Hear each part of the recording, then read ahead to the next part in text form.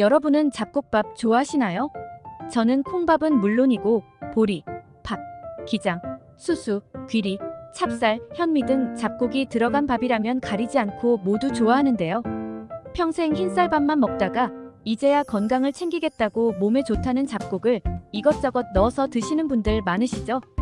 잡곡을 넣은 밥이 평소에 먹는 백미밥보다 영양소가 풍부해서 체중 감량, 근육 유지, 혈관 건강 등 우리 신체 여러 방면에 큰 도움을 준다는 것은 이제는 누구나 다 아는 사실이죠. 하지만 이렇게 몸에 좋은 잡곡도 어떤 음식과 어떻게 먹느냐에 따라서 내 몸에 보약이 될 수도 반대로 독이 될 수도 있다고 하는데요. 이번 시간에는 잡곡을 먹었을 때 독이 되는 최악의 경우와 이와 반대로 잡곡을 언제, 어떻게 먹어야 가장 큰 효과를 볼 수 있는지 함께 알아보겠습니다. 잡곡이 독이 되는 경우 첫 번째는 요산 수치가 높으신 분들입니다. 요산이란 음식을 통해 섭취되는 퓨린이라는 성분이 체내에서 대사한 뒤에 생기는 최종 대사산물을 말합니다. 우리 몸에 이 요산 수치가 높아지면 요산염 결정이 관절의 연골, 힘줄 등 조직에 침착되어 염증과 극심한 통증을 동반하며 통풍을 유발하기도 하는데요. 요산 수치를 높이는 퓨린이 많이 함유된 음식으로는 육류나 해산물, 시금치, 내장류, 어패류, 술 등으로 잘 알려져 있지만 놀랍게도 우리 몸에 좋은 줄만 알았던 현미의 쌀겨에도 다량의 퓨린이 함유되어 있다고 합니다. 현미는 속껍질을 가진 통곡물로서 무기질과 미네랄 등의 영양소가 풍부한 음식인데 영양소가 풍부한 만큼 퓨린 함량도 높은 음식에 속한다고 합니다. 요산 수치가 높은 분들이 현미밥을 꾸준히 챙겨 드실 경우 체내의 요산이 과다하게 쌓이고 제대로 배출되지 못하게 되면서 통풍이 재발되거나 몸 이곳저곳에 각종 염증과 통증이 유발될 수 있습니다. 전문가들은 체내의 요산 수치가 높은 분들은 이러한 잡곡밥보다는 일반 백미를 선택하는 것이 좋고 잡곡으로 얻지 못한 영양소들은 다른 채소를 통해 보충하는 것이 좋다고 조언하고 있습니다. 잡곡이 독이 되는 경우 두 번째는 신장이 약하신 분들입니다. 잡곡밥이 건강에 좋다고는 하지만 신장에 문제가 있으신 분들에게는 얘기가 달라지는데요.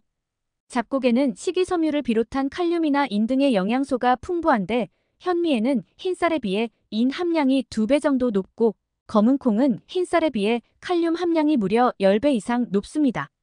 인이나 칼륨 같은 성분들은 건강한 사람들에겐 좋은 영양소가 되지만 신장 기능이 약하신 분들이 드실 경우 몸 밖으로 제대로 배출되지 않아 몸에 점차 쌓이게 되면서 가려움증과 관절통 등이 생기거나 고인산혈증, 부정맥, 심지어 심장마비와 같은 심각한 부작용을 초래할 수 있기 때문에 반드시 주의가 필요합니다. 따라서 신장이 안 좋으신 분들은 되도록 잡곡을 섭취하는 것은 피하되 그래도 드시겠다는 분들은 전문의와 정확한 상담을 하신 후에 드시는 것이 좋겠습니다. 잡곡이 독이 되는 경우 세 번째는 삼시세끼 잡곡을 드시는 것입니다. TV 방송이나 뉴스 등에서 잡곡밥이 건강에 좋다고 알려지면서 요즘에는 흰쌀밥보다는 잡곡밥을 주식으로 드시는 분들이 정말 많으신데요. 그러나 잡곡밥이 건강에 좋은 것은 분명한 사실이지만 모든 사람들에게 좋은 것은 아닙니다. 그 이유는 잡곡에 함유된 많은 양의 섬유질 때문인데요.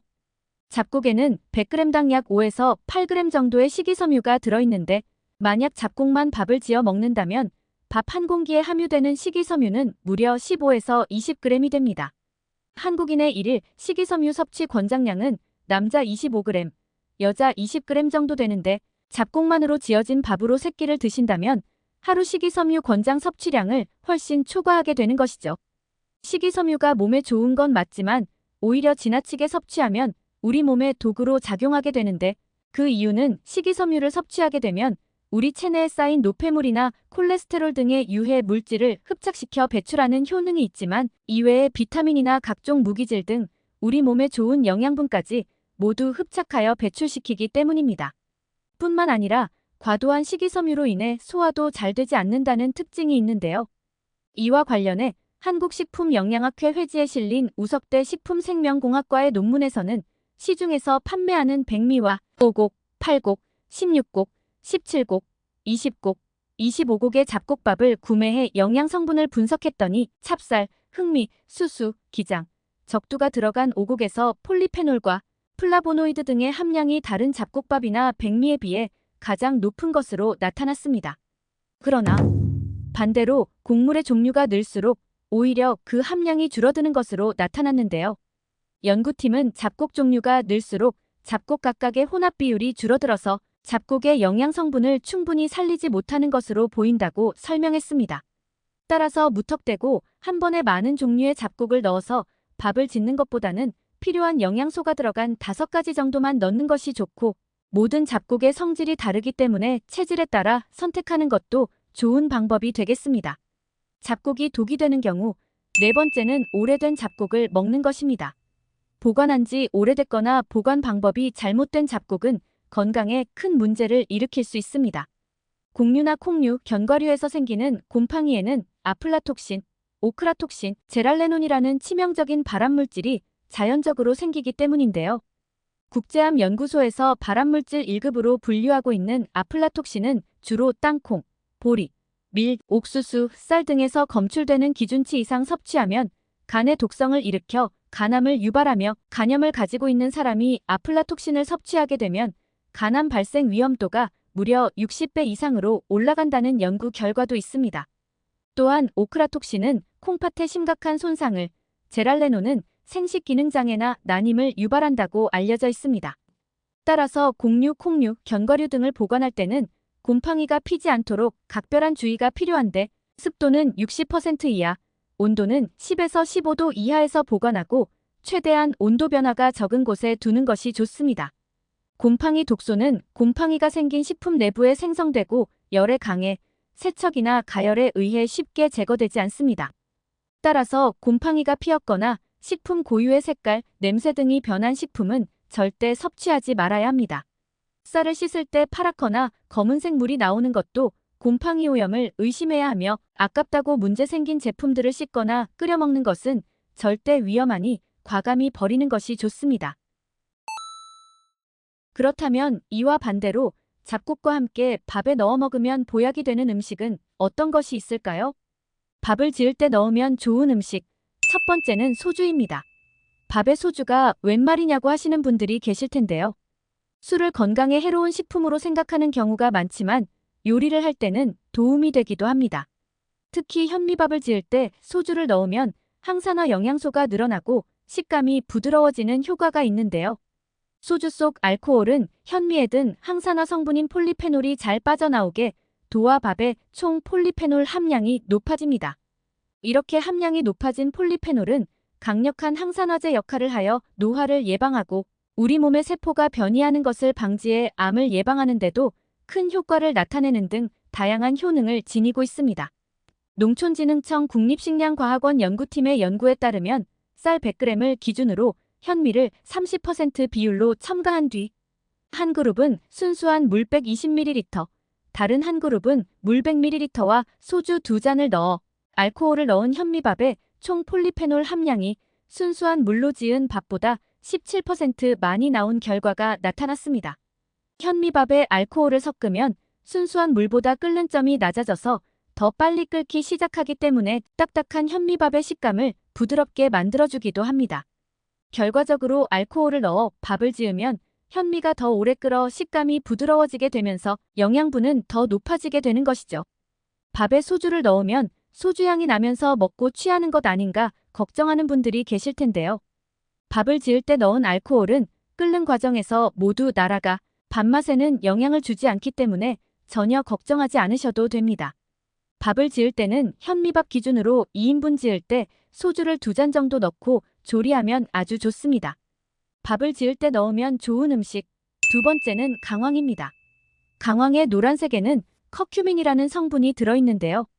이 커큐민은 항염증 효능이 있어 염증이 오래 쌓여 발생되는 류마티스 관절염과 알츠하이머 치매를 예방하고 혈관에서 발생되는 염증을 억제하며 심혈관 질환 예방에도 좋습니다. 특히 커큐민은 암 예방에도 효과적인데요.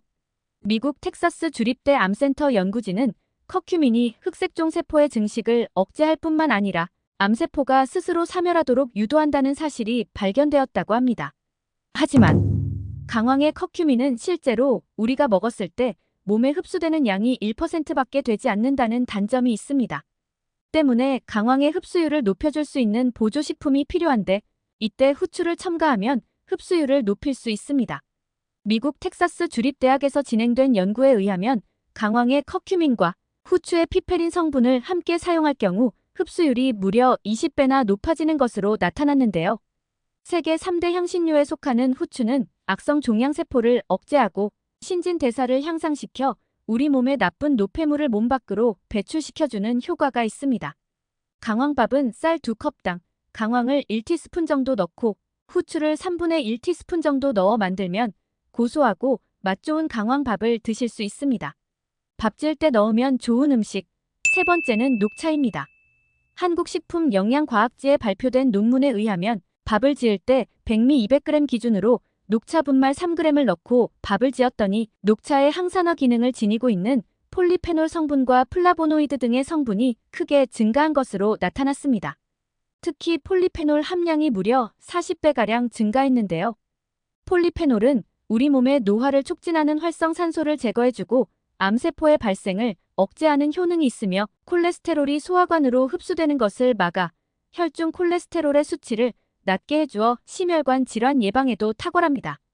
분당 서울대병원 연구팀의 연구에 의하면 매일 녹차 4잔을 꾸준히 마시면 대장암의 씨앗이 되는 용종 발병률이 44%가량 줄었다는 연구 결과를 발표했으며 녹차 추출 풀물 성분인 카테킨이 종양 발생을 억제하는 데 도움이 되는 것으로 나타났습니다. 뿐만 아니라 녹차의 카테킨 성분이 식후에 혈당을 급격히 오르는 것을 막아 당뇨 개선에도 도움이 된다고 하니 녹차를 넣은 녹차밥을 꼭 드셔보시기 바랍니다. 오늘은 잡곡밥과 함께 먹으면 독이 되는 음식 그리고 보약이 되는 음식에 대해 알아봤습니다. 정보가 도움되셨다면 주변의 소중한 분들에게 영상을 공유해주세요. 구독과 좋아요도 부탁드릴게요. 구독과 좋아요는 새마을 정보에게 언제나 큰 힘이 됩니다. 다음에 더 유익한 영상으로 찾아오겠습니다. 건강하고 행복하세요.